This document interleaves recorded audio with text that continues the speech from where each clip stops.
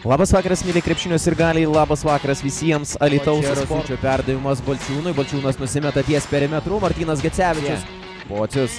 Martynas Gecevičius. Vėlgi iš 3 taškų zonos. Ne viską, ką susikūrė Dzūkijos klubas. Į tolimus metimus Kavinskiui įvestas kamuolys. Vilius Pocius šiemet čia Alytaus ekipoje bus greitoje atakoje.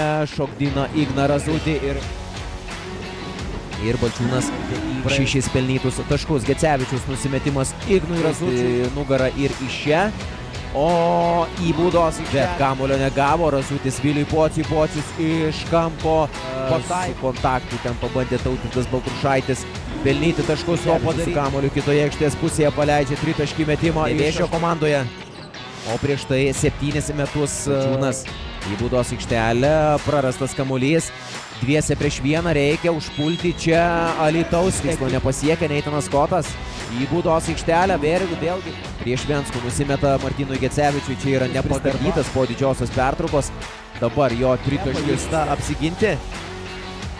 Venskaus gražus perdavimas. To padaryti nepavyko. Iš 3 taškų zonos Otas Vaitulevičius.